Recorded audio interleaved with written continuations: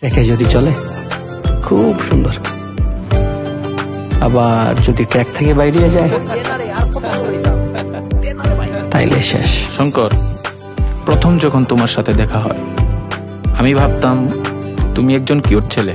আমার জীবনে এরকম কিছু একটা ঘটছে, একটা চিঠি আমার জীবনের ট্র্যাকটা শেষ করে ফেলাইছে।